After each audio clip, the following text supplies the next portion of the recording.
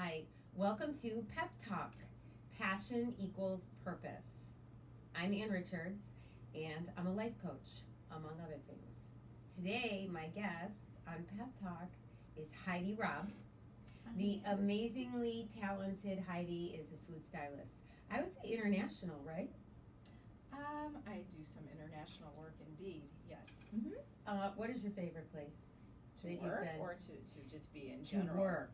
Well, I would have to say that it's a toss-up. I loved being in Denmark, and I'll be there again this June, and I've taught workshops there in the past. And I love Denmark. I love Copenhagen. It's just everything is so beautiful. It's form and function, and every time I'm there, it's like, what did we do wrong? Everything is beautiful, and everything works here.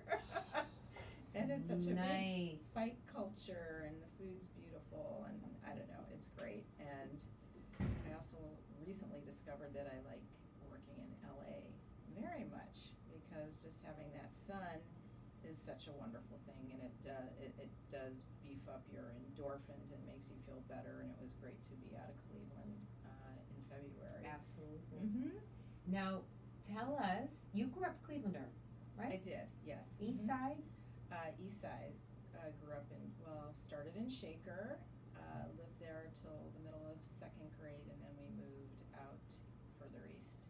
Okay. Mhm. I love to ask people, because I really do believe that passion is something that we're born with. So tell me, when you were little, what did you love to do? Like, what can you remember really loving? I can remember really loving kittens, and I still do. Do you have kittens? I do, but I'm getting a new one in April. I've been without a fur baby for a few years, and I'm dying to have a new one in my I know life. someone who's giving away 4. No, I have one ready. She's mine, and she'll be coming in April. And I love nature, and I loved animals, and I loved cooking, and I loved cooking with my grandmother, who was very much in the Eastern European style of baking. Oddly enough, I didn't really enjoy eating baked goods or cookies or sweets when I was little, but I Lucky you. loved. Well, I don't know. I made up for it later. I learned to love them later. But I remember making gingerbread cookies and learning how to roll strudel, and my grandmother having it out across the dining room table. And my mother was a really, really good home cook, and she loved fresh foods and vegetables. And I remember loving artichokes, and we were making yogurt. I mean, this was back in the 70s, and she would buy mung beans, and we'd sprout them in her closet. And I loved cooking, and I would sit down when it was cold outside, and I'd take a stack of books. I also loved reading. Yeah. And I would get a chair and park myself in front of the oven and watch food cook while I was reading. I love being warm. Wow. So I would That's great. You needed to be warm, and you were well read.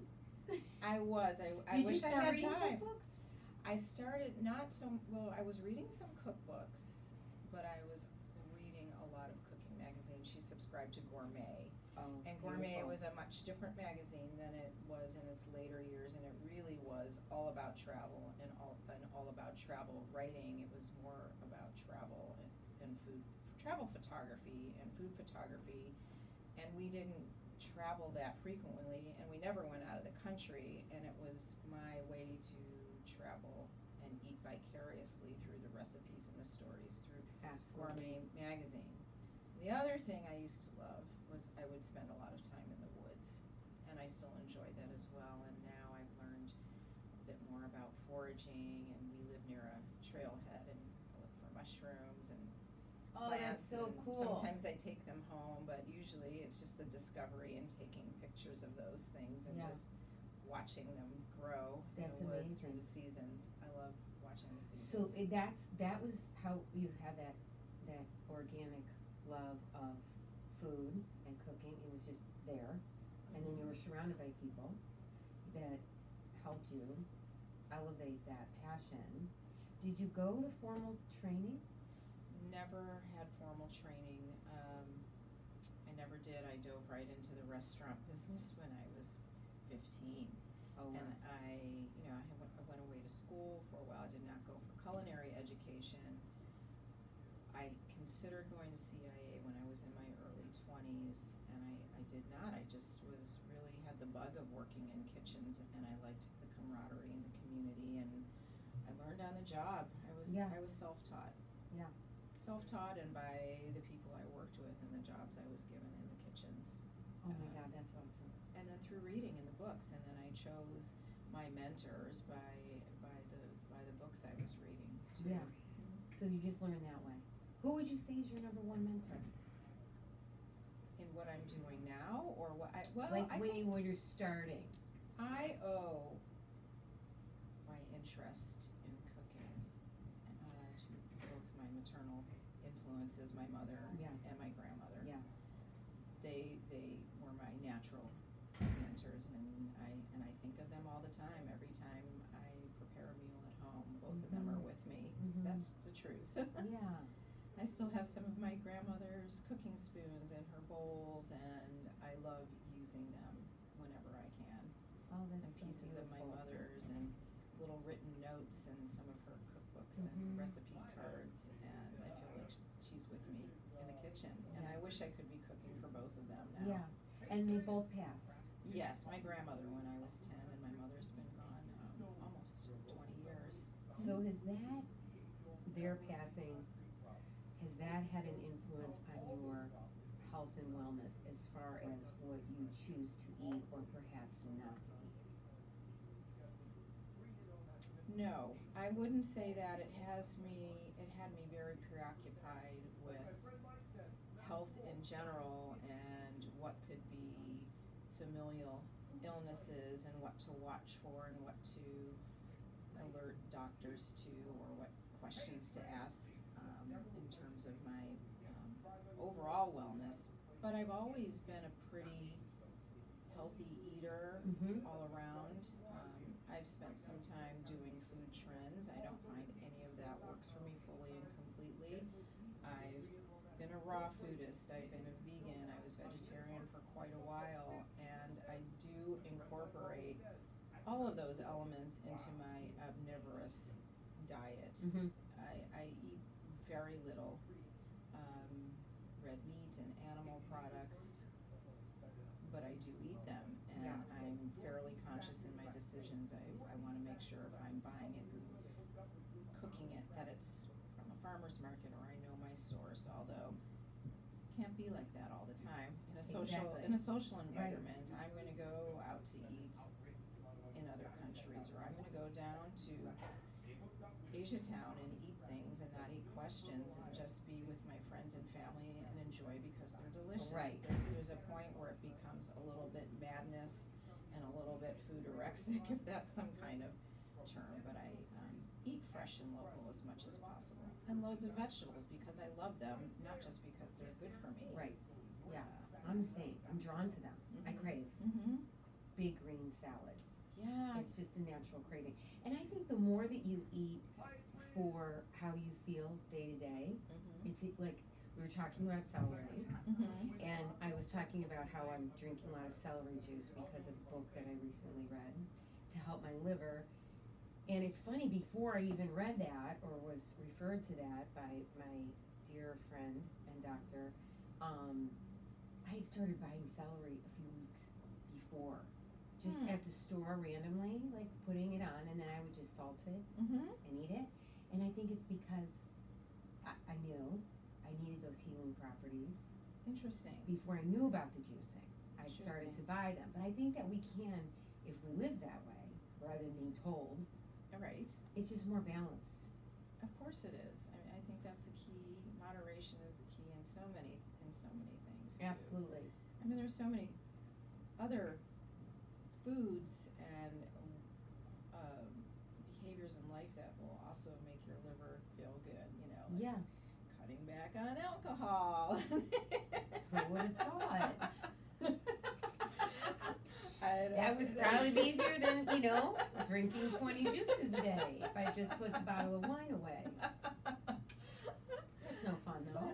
And then I think also, like, we're craving. I mean, we're in March already, and Cleveland is cold and winter, and we've been eating a lot of comfort foods to keep us warm for the last few months, and now it's time like I want something fresh and green and crunchy, and celery is good, and I want it in my salad, and I'm starting to crave all those things. I don't know about you. I know you were just away. When I come home from travel, I want to dive into a big green crunchy salad. That's what I crave when I get home. I just think it replenishes you after travel.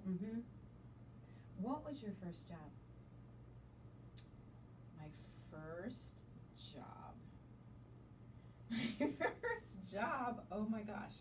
My first job, and it was in food, was at Geauga Lake Park. Oh, wow. A concession stand? I worked in 2 concession stands. Oh. This was a long time ago, so this is what I remember distinctly. So first, I worked in one area of the park by one of the roller coasters, and I had this awful uniform that I had to wear. I remember that, but you're looking at me, I have very curly hair, and I did then. So I had to make cotton candy, and I was covered in it all the time, and it's in your hair? It was stuck in my hair. And sticky? Yeah, and I would come home, and my mother would like make me disrobe before I would come in the house. She'd leave a robe outside in the garage. And then I was moved to the Western Village, and it was the year. Do you remember that famous Farrah Fawcett poster? Where it was the one-piece bathing suit. The one-piece bathing suit. I love that. So it was the year that poster was out, and it was also on T-shirts. And I was serving chili dogs, mostly.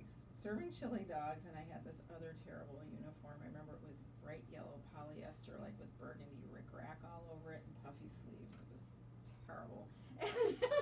And I had this little window, this little square window that was just big enough for so many men every day. All I saw were these bellies pushing through the window with Farrah Fawcett. The T-shirts. The T-shirt. They wear that image of Farrah Fawcett on the T-shirt. So that's part of your memory of Geauga Lake. That's what I remember. It was the summer of Farrah Fawcett on the T-shirt. Oh my gosh. Chili dogs and Farrah Fawcett. That's amazing. I loved that look she had going. I really did. She was amazing. She was effervescent. But that is so I fun. saw her wildly distorted in so many ways. Oh my gosh, in so many bad ways. Ouch. So it's an interesting I wouldn't say that gave me the cooking bug, no. But it was a fun way to make some money in the summer, and we got to ride all the rides for free. I wasn't 16 yet, and I was working there, and it was fun. It was a good time. I was like, so then you spent quite a bit of time in restaurants working behind the scenes. Behind the scenes, and then in the front of the house as well. So you knew front of the house, back of the house. Did you wait tables? I did. I've done it all. I've waited tables. I've bartended. And then when I met you, I met Heidi years ago. I was working at a restaurant. I was working at Marlin, which was an awesome little restaurant. Right. And I was pregnant, and Heidi walked in, and she was, I thought, really cute and pregnant, as opposed to me just giant. No, not true. When we met, I think you were pastry chef at that time? This was before I was pastry chef. This was okay. I became pastry. Right. I had Sasha, my daughter Sasha. After that, I don't think Moxie was quite open yet. I think my ex-husband was in the process, but he still had Lopez and a restaurant at another hotel. So we hadn't opened Moxie yet. And is that where you became pastry chef? Right, and I know this because Sasha was born in 95, and Moxie was not open until 99. Ah. Yes. Good for you. Yeah, that I remember anything. Yeah. A little bit of a blur there. No, and I became pastry chef at Moxie. Oh, and it wasn't an intended position. I knew how to make pastry. I was a good, solid home baker. And I had been, at this point, I had been catering, and I had catered with another woman. We were partners, and we ran all the off-premises catering for my ex and his partner for a long time. And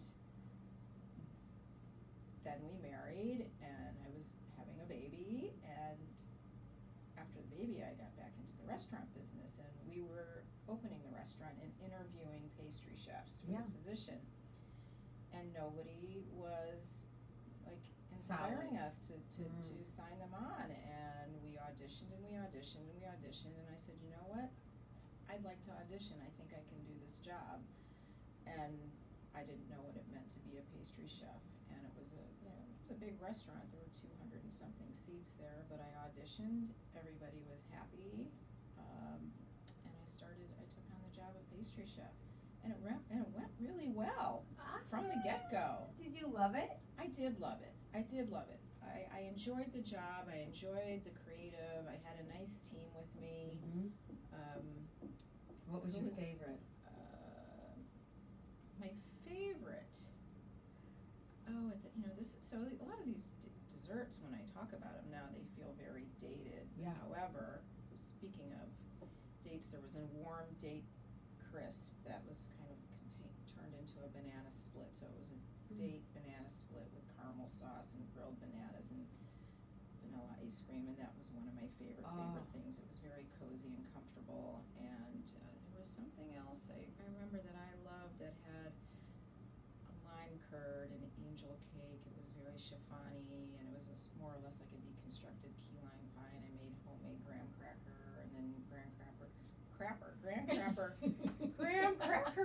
crumbs. That's hard. You try to say that. Graham cracker crumb. Graham cracker crumb.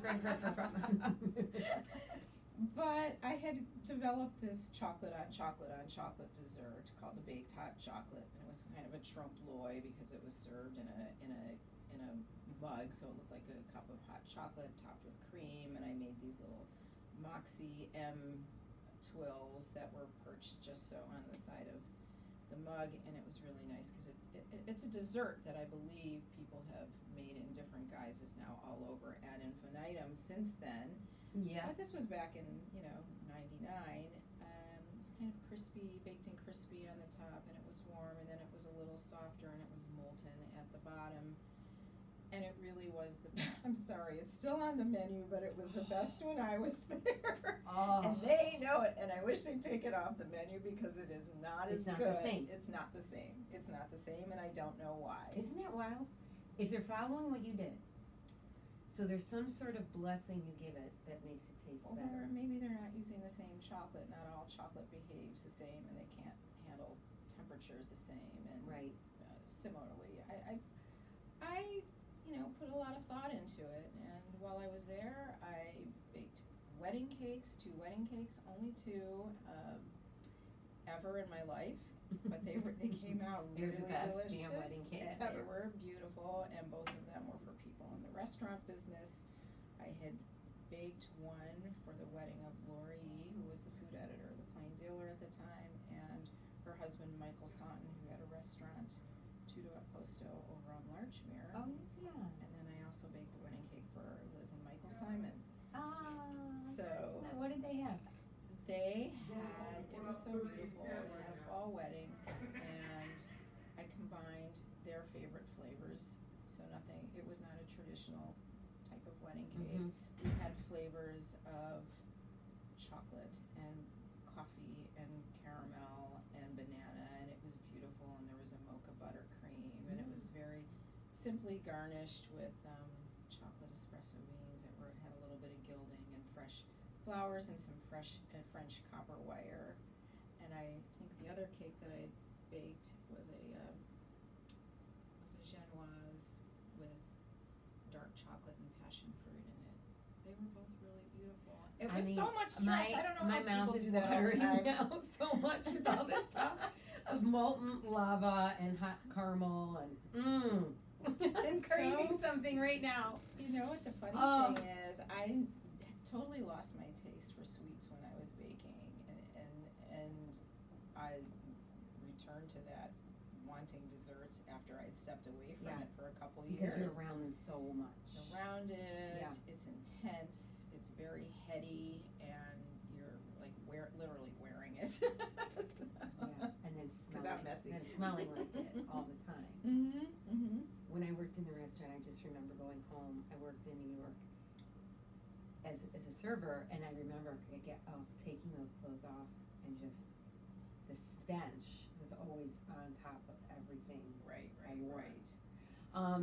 So, like most people that I talk to or have about their passions, it is a interesting background. And I described it in my opening about, I always loved acting and theater and then the ins and outs of that and how it weaved through my whole life. And now I'm teaching and I'm back in front of people. It's almost like live theater. So you were a pastry chef, and then now, as I said to our listeners, which I should have clarified, you are a chef, you've been in the business. I said you're a food stylist. So where did that, when you were a pastry chef, did you think to yourself, hey, now I'm going to be a food stylist? Or how did that happen?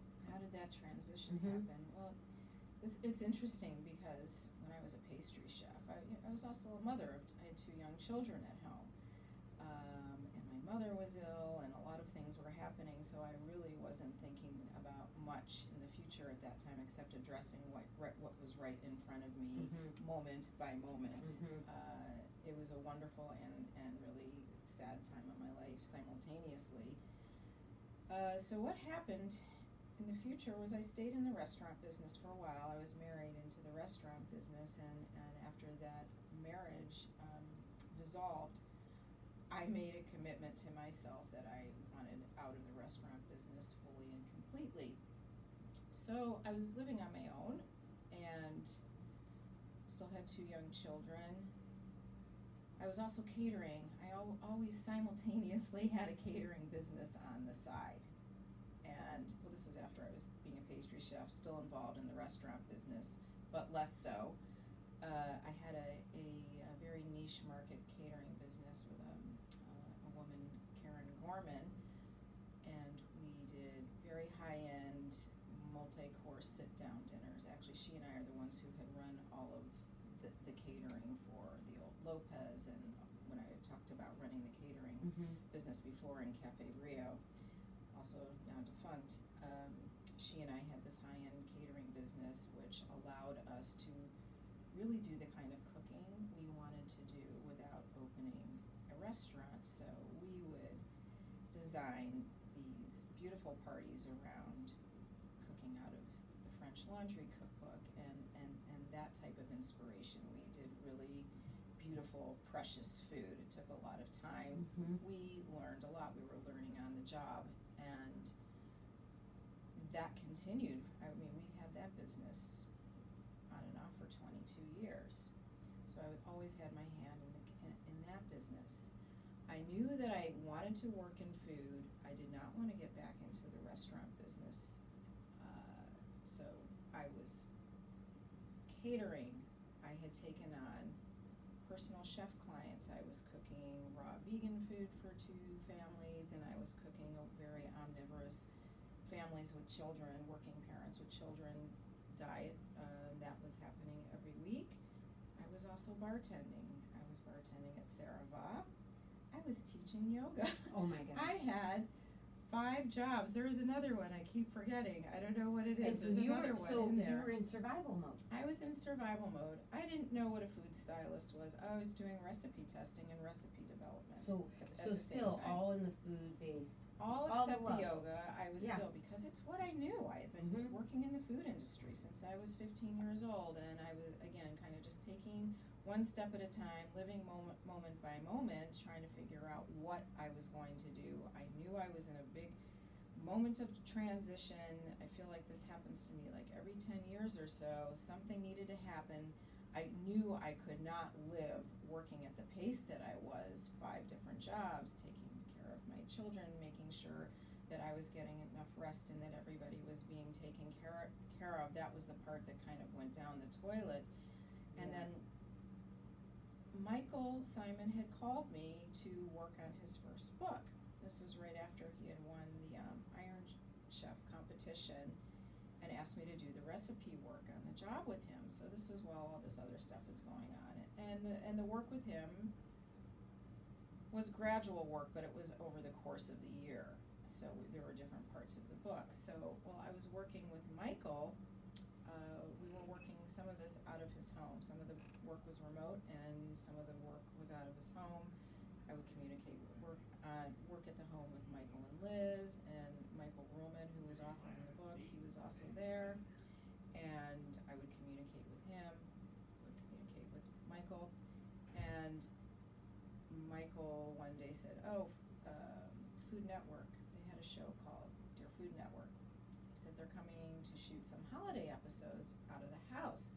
Would you like to assist the food stylist? And I said, sure. What's a food stylist? You had no idea. I had no idea what a food stylist was. I knew that food showed up in pictures. Yeah. I knew it was in magazines. Looking good. I knew it was in books. I knew it was on billboards and packaging and on television, but somehow it just never even occurred to me that there was somebody hired for the job to make the food look beautiful, to get it on the plate. I thought, maybe the photographer is doing it, or he has a chef there, or the author is making it. I had no idea. Anyway, I said, yes, I'd love to. And when the production came in, I worked with this mentor of mine, Greg Lofts, who was a freelance food stylist out of New York at the time, and we worked together really well, enjoyed each other's company. Everything was on point, and I loved the whole experience. I loved the collaboration and being involved with a production that was working towards the greater good. And I told him I wanted to come to New York. I wanted to learn, I wanted to learn, I wanted to learn. I had no idea that there would be any opportunity in Cleveland for any kind of work at that level. Mm-hmm. Little did I know that we have so much built-in business here in Cleveland in the food industry. There was work here, but I just didn't even think to pursue it. It's funny, Heidi, I worked for a photographer when I moved back here, so that was around 92, 93 maybe, and he did all sorts of different work, but he did some food, and they had a woman come in, I don't recall her name, and I watched her, and I was in awe, because what you see in the picture and how they got it. It was like she was gluing things together, like dyeing things. Like it was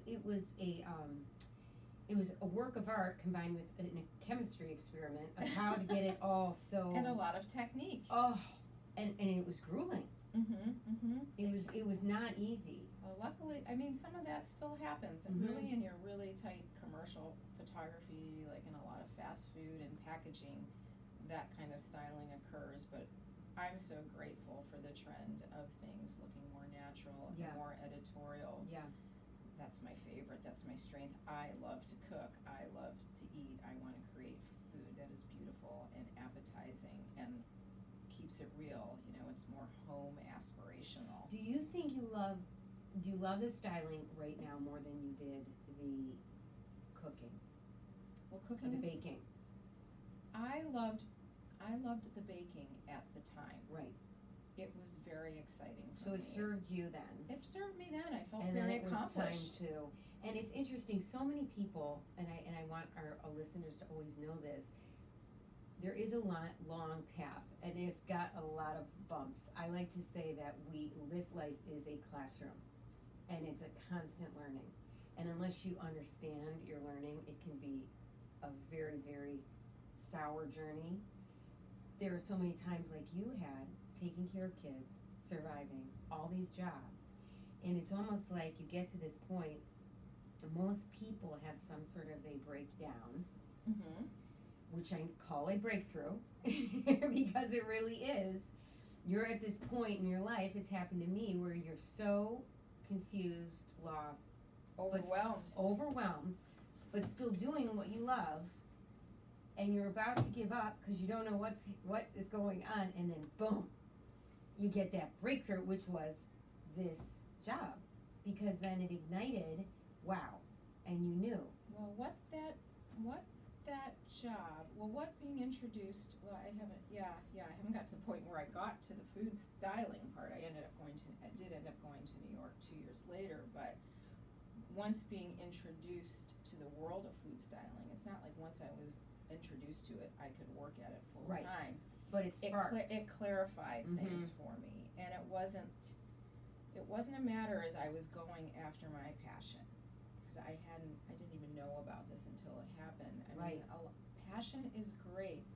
I was surviving. I needed to work, and luckily, while I was in the process of working, I still hadn't found that one, I wasn't doing the one thing that was allowing me to take it to the next level. Yeah. Where I wanted to do this fully and completely. Right. But once I got into food styling, and once I came back to Cleveland, and I was introduced to photo studios and started assisting here, I was able to systematically let go of those other jobs one by one by one by one by one. But even before that happened, I had told you that I thought I would never revisit the restaurant business again. So Karen, who had been my partner, came to me with a proposition to open a restaurant with her, and it was a very, very, very, very appealing proposition. And I knew we could do it, and I knew we'd be great at it. Yeah. But the more the planning became solid, and the closer we got to signing the lease, I noticed what my gut was saying every time I would speak to someone and say, I'm opening a restaurant. It wasn't like the pre-wedding jitters kind of stomachache. Like, I literally wanted to throw up, and it wasn't feeling comfortable to me, and I was in a very tough place because we had done a lot of work, and we were ready to hit send, and this was my dear friend and my dear colleague, and I kept saying to myself, just because we can do this doesn't mean we should. This isn't feeling good. This isn't feeling good. And we had a heart-to-heart conversation, and I told her that I wasn't going to pursue the restaurant opportunity. It was. We went through a lot of Kleenex, but there's a good reason why she's my dear friend. Yeah. She understood, and that freed up time for me to go away and be with my thoughts and be in countries where I didn't listen to English. I went over to Southeast Asia for a while, and I'm like, I can do this now because I'm not working in a restaurant. And I knew then I learned something big about myself, that I didn't want a 9-to-5. I didn't want to be committed to something that I could not leave at the end of the day. I wanted to be more in control of my future and my destiny. Yeah. So the freelancing life of a food stylist appealed to me. It's crazy. I mean, I'm at a point where it's not as crazy as it was, but while I was trying to become established in the community and develop client loyalty, it was crazy for a while, The hours of freelancing, too, you don't know what's coming, you don't know what isn't. Yeah, you don't know what's happening next month. No, but I did know that I loved everything about it. Yeah. Even the moments that were hard and challenging, Yeah. I loved them because it was new, and I'm glad that I came to this later in life, because I really, really appreciate it, and I don't take any of it for granted. I really, really do. Yeah. So I went to New York, and I worked on food shows for a while. Greg brought me on. My father had passed away.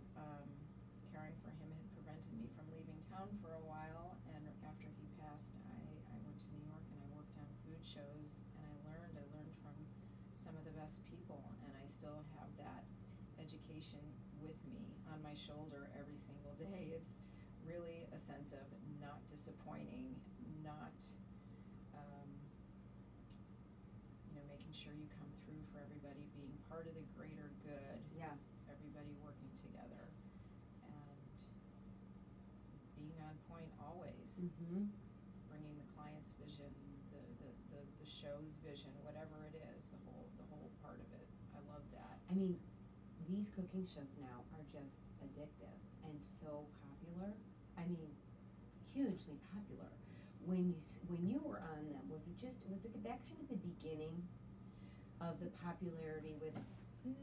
No, it wasn't the beginning, but I would say it was more interesting. It was more of the demise, not the final, not the final end, not the nail in the coffin, but it was really getting towards the end of the younger interest in stand and stir cooking shows, where somebody is cooking and they're at the counter and they're making wonderful recipes. I know that the younger audience was more into a competition shows, which honestly I never watch them. They give me a lot of anxiety. Oh my gosh, I bet they do.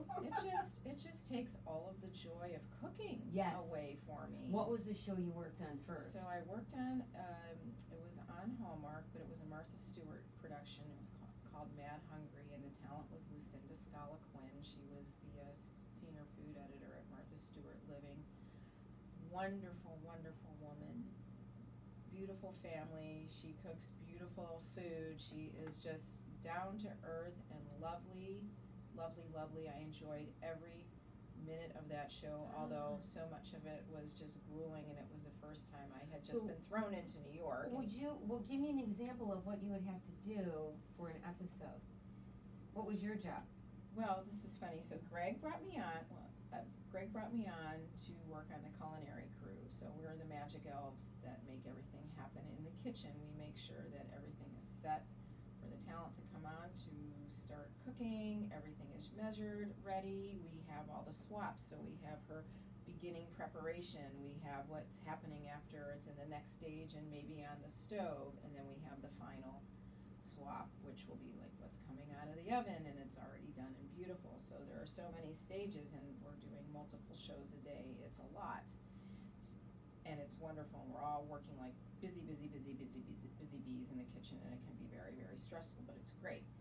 Anyway, so I was brought on to be a part of that. So I arrived to New York, and I was really lucky. I was able to stay with a cousin, so I didn't have to look for a place to rent. That was really nice. That was out of the way and decided. And as soon as I arrived to New York, I meet up with Greg, and he said there have been some changes with the budget, and I know that I brought you on to be on culinary in the kitchen. He said, but we had to lose the shopper, but we still need a shopper. So I'm going to need you to handle the show shopping and then work on culinary as well. And I like didn't even know what that meant. I just looked at him. I said, so you're giving the girl from out of town who only knows New York by cab and has never been on a subway this huge job of shopping for all of these shows, all of this beautiful food, and we had a really beautiful budget, and everything needed to be pristine and perfect and exact. And we went out for a drink, and he said, this is how it's going to go the first couple of weeks. He said, you're going to hate what you're doing. You're going to hate me. You're going to cry. He ran through a whole litany of like all these negative things that could potentially happen, and all of them did. And he said, but then everything's going to be great, and you're going to love it, and you're going to be fine.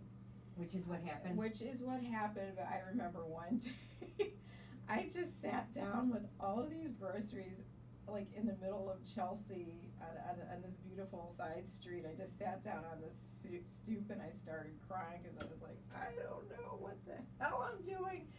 How am I going to get all this done? It is so much. I mean, it was overwhelming. I didn't have a car and we didn't have a driver, and then there was a budget with cabs, so I was trying to keep all of this in mind. And there would be like these crazy days, and Greg would call me or text me, and he said, like, I need you to go to Union Square, and I need you to go to this one vendor, and they're going to be closing soon, and I know this one guy has plums, but you can't just have any plums, and the plum has to, my vision is to have a plum with a red meaty center.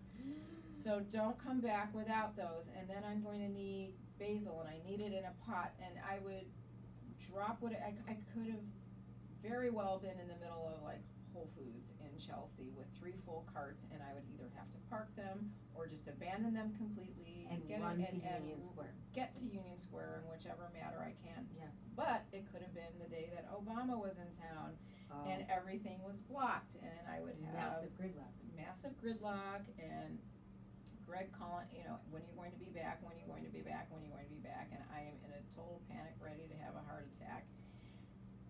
I get to Union Square, and I find the plums, and I find that basil, and I am so happy, and I am like almost back to the studio, and he'll call and say, we scrapped that episode, or we scrapped that recipe, you need to go back to Whole Foods. and get your carts and come back to set as soon as you can. And I would just be like, oh my God. Anyway. It's funny because, as I said, I worked in photography and I did a lot of shopping for clothes. And I'd have to amass clothes for the people in the shoots. And I remember that same feeling, but it's easier when you're in Cleveland and you have a car and you know exactly where you're going. Exactly. And I would shop and shop and shop, and it would be like, we need a blue shirt, and I knew I had to get 7 blue shirts. And I would just overbuy everything.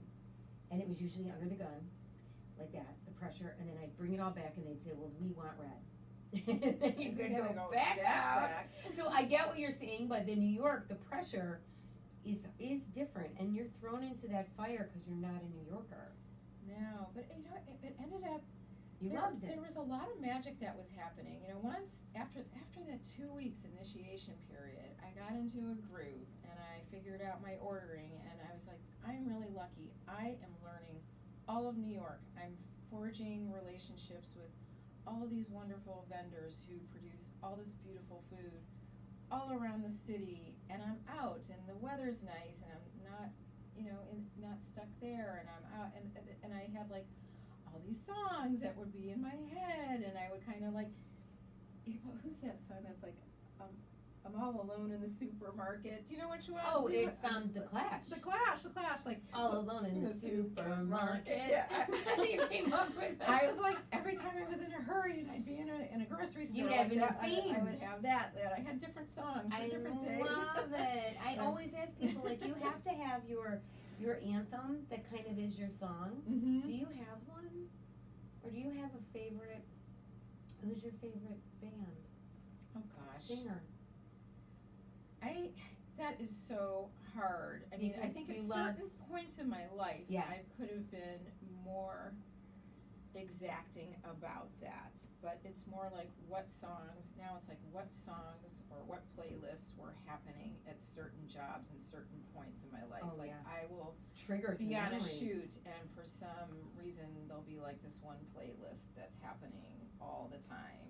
And every time I hear the music from maybe that playlist, it takes me back. Oh, yeah. I remember when I was in Nashville on one certain job, and the photographer was playing a lot of Sinead O'Connor. So now whenever I hear Sinead O'Connor, I think about that job. Or like a couple years ago, I was working on a job in Boston, and the playlist, like the Spotify list, was Sun Little. And it's like everybody that's on like that Sun Little radio playlist, I go back to that job. So it's more about feelings associated with moments and jobs and the music that goes with them. So I don't know, but I do happen to make up a lot of songs and change words when I'm on the job, just to kind of keep myself going. Oh my gosh, that's so funny. Summer beans make me feel fine. I love it.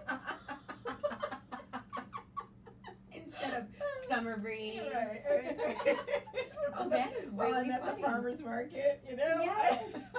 That is hysterical. It's your own little game. I know, I need to write these little things. You should. Down too. I kept a journal when I was in New York too, so as exhausted as I would be at the end of the day, and all these people I worked with became my family, I was alone, and my cousin was out of town a lot. When he was in town, we'd grab bites and share wine at the end of the night sometime, but I would force myself to go out to dinner almost every single night, and every single Saturday I would just pick a different part of the city to explore. Like I would have a date with me day, but I would take myself out to dinner and sit at a counter, and I would eat a good meal, and I would talk to people next to me, and you know, when people realize you're out of town or maybe they're traveling, people reveal things about themselves that they maybe wouldn't talk about with anybody else. So I had this little, I can't find my journal, but I had this little book, and I had I called it my 15-minute friends. So I would hear the most bizarre things, or really intimate things, really touching things, or I'd run into people in the grocery store, and they'd see items in my grocery cart, and they're like, oh gosh, what do you do with this? What are you doing? Why do you have so many groceries? And they'd start telling me stories about what they do with that food, or their daughter's favorite dish, and how I remember this one woman gave me this whole pasta recipe right there in the grocery store, and I wrote it down. I was also blogging at the time too, so some of these stories were in my blog, but I love that, and it was really important that I went out and socialized every single night. I could not rely on the people I work with. This was their life. They weren't on vacation there. Right. They weren't there to keep me company. They Yeah. went home to their lives and their children's and their partners and whatever. So I had to kind of create this little life for myself. And What not, was your favorite place there at the time what was my favorite place? in New York for food? Oh gosh, so many places to go. But I remember I would go to, was it Pearl's Oyster Bar? Pearl's? Oh, I'm trying to, Mary's Fish Camp. I would go to Oh, yeah. Pearl's, the other, they used to be Yeah, other. I've been Mary's there. Fish Camp, I would sit at a lot. Yeah. Because I really miss having that kind of seafood, and I would also go to little Italian places a lot. Mhm. I used to get off at Christopher Street and just, Oh, the West Village. I used to do a lot of West Village. Lovely. Yeah. I'm sorry on the spot. I have a whole list of places that I used to eat. I was living midtown, so a lot, like I was near Central Park South, and there were a lot of the places around there were really high-end, pricey, and really not as casual as I wanted to do at Yeah. the end of the day. So I would just pick another stop somewhere, and I would go all over the place. Now, before I'm going to ask you to show a picture too from your cookbooks that you actually did the food styling. When you were in New York and you were doing the shows, is there a story you can think of, either really tragic or really funny, with maybe one of these shows, like where maybe everything went wrong, and then, or everything was about to go wrong, or something really like that you remember, like a big event? Honestly, Working no. on any of the shows, or was it all good, smooth sailing? Since I was largely out of the studio, if Mhm. anything like that was happening, I wasn't aware of it. It was more that pressure was on Greg, who was the lead stylist on Yeah. that job, and by the time I got back and was working in the kitchen, we were just basically Prepping? prepping and building. Did you have any Swaps. were there any big personalities? Did you ever meet Martha Stewart? I met Martha Stewart, but I met Martha Stewart here in Cleveland when she was in for the Fabulous Food Shows a few years ago. I had dinner with Greg was in town assisting her, and we had dinner at Lolita. How was that? It was good. She was Was it? great. She Yeah, was? yeah, she was fine. She was exactly how I expected, and she was conversational and funny, and a lot on her phone, like being very, like she was texting her grandchildren a lot, which I thought was super sweet, Mm-hmm. and it was really nice. And you Heidi also told me she worked with the cake boss. What's his name? Buddy Velastro. Buddy, that's it, because my kids watch that show. So on the corner of my ear, I would sometimes be hearing it in the house. They love Buddy. Yeah. How was your experience that with Buddy? It was very different than the experience I had on Mad Hungry. So after Mad Hungry wrapped, a new production was coming in, and it was Buddy Velastro's kitchen boss. He had a stand and stir show for 2 years, and this was going to be the first season. And they wanted to it was the same studio, and they wanted to retain all of us to stay on and work on his show. And then somehow, which would have meant I would have stayed in New York. Meanwhile, I was in New York, but I still came back to Cleveland every single month, because we worked 3 weeks, and then I was home for another week to 10 days. So I was commuting for all of this time. Come home, visit my kids, rest, and just take care of things that I needed to take care of here. So I still had my place here, and then the producer came to me and said, I understand that you do recipe development. We're going to shoot in a few weeks, and we don't have any recipes. Can you develop the recipes for us? So talented. So crazy. So I said, yes, I can do that. But I can't do it here, because I'm staying with my cousin. It was a temporary situation for him, so we didn't really have a full kitchen. I had a microwave. I said, I need a kitchen and I need a car. I need to go back to Cleveland. Can we work remote? She said, yeah, let's do it. So I went back to Cleveland, and I developed recipes. I think it was about 250 recipes per season for Kitchen Boss. I did all the recipes, and then I went back to New York, and I worked on set for the last 2 weeks. I Oh did my that gosh, both years. 250 recipes? Yes. Was that just a It sounds daunting to me. Did it just flow from you? It was a little bit crazy. I was doing it out of my home, and I didn't have an assistant full time, so it was a lot piling up at home. So it was a lot. I was working. I remember one day I went up to Heinen's in my pajamas to shop. Oh my gosh. That's like my dream. In the morning, I put my coat on, but I was very obviously in my pajamas. Oh I went my up to- gosh. it was kind of absolutely do not bananas, care. and I would just collapse and Yeah. fall asleep on the couch, like in my clothes, and get up, wash all the dishes, and get started again. Wow. But it worked out well. It was insanity. I didn't realize how insane it was at the time until until I did it again the next year, and it was much smoother, and I had an assistant full time, Yeah. and I had a lot more information on the front end. They were just kind of just throwing it to the wall the first season. But he was good to work with. And the first year we did it in Manhattan, the second year we did it in New Jersey, and it worked out well. I mean, it was real. I mean, he's very who he is, and the family was on, and it was a whole different life Experience. a whole different You've had experience. so many. And I love them all. I mean, I really take away so much from every job that I have on, good or bad. Yeah. Yeah.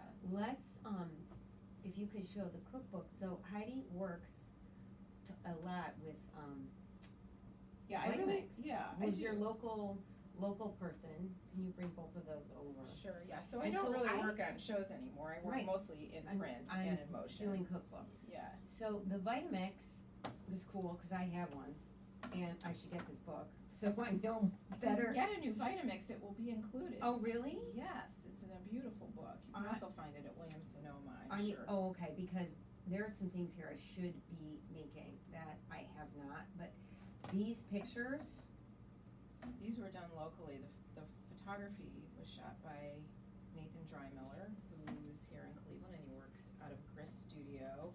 I did all the food, and all the set styling was by It an art is- director, Kelly Schaefer. it's absolutely gorgeous. Isn't it beautiful? Yes. This is beautiful work. Thank you. This is the book, Simply Blending Vitamix. It's extraordinary. I like it because, like you say, it's real. Mhm. It's not fake. It looks really nice. This book, New Way to Food, A New Way is to a new Food. cookbook. Yeah, this cookbook was just released in February, and it's by the author Maggie Batista. Photographs are by Kristen Teague. She's out of Boston and California, and Maggie is also out of Boston. And it's a really beautiful book, and I'm not just talking about the images. It's a beautiful personal journey. This is not a diet book. It is Maggie's story of self-love and finding her way to self-love, loving her body, loving her image, loving the person who she is. So And this is I you. love her too. Yes, yes, This yes. picture, which Yes, makes me yes. again That want to salad go is out so and delicious. eat this. What do you call it? It's kind of like a disassembled spring roll. It's beautiful. It's very Vietnamese in spirit, and it's crunchy and crispy and sweet and salty, and Oh. I love it so much. It's really refreshing. I mean, it makes me so hungry. This is a beautiful book. Your work is beautiful to have on a coffee table and just look at it. It's so nice. Thank you. I love it. We ate so well on this shoot.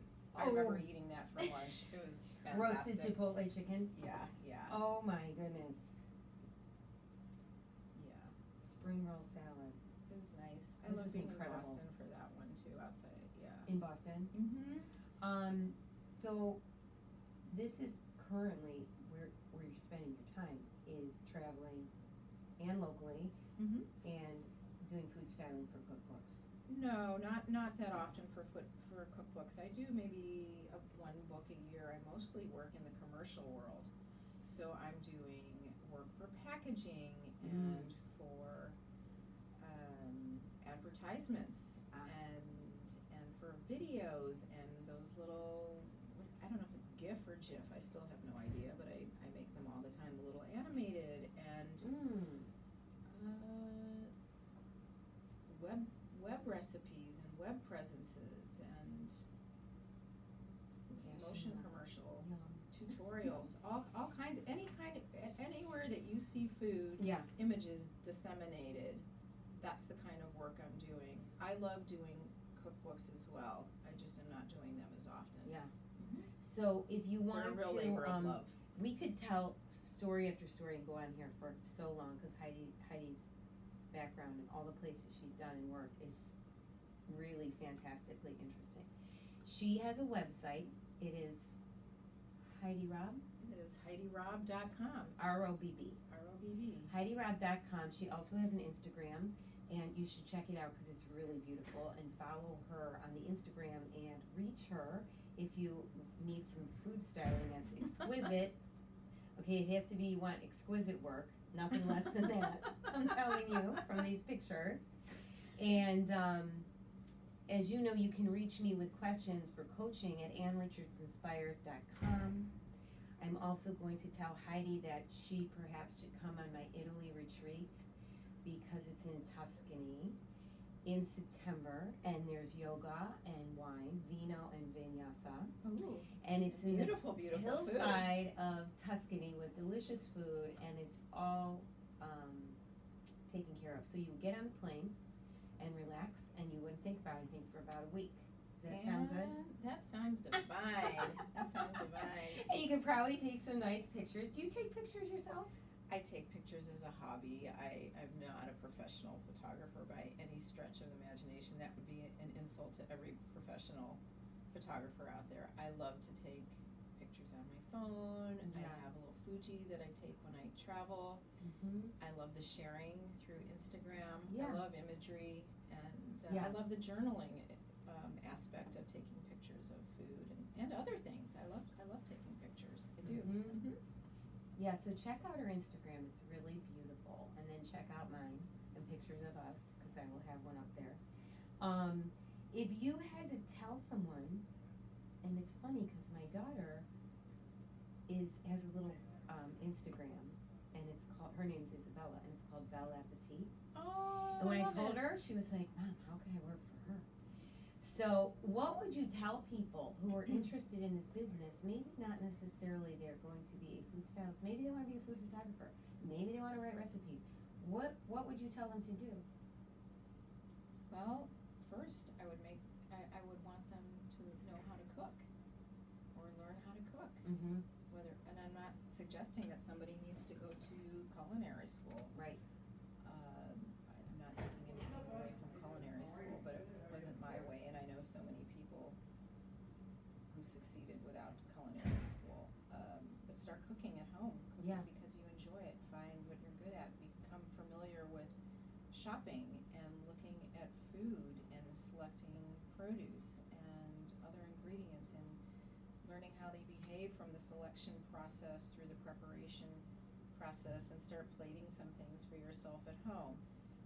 And reach out to photographers who shoot food, Yeah. and to stylists, and see if they want assisting, and not so much for what you can learn from them, but how you are able to help them, and then you will be able to learn at the same time. Yeah.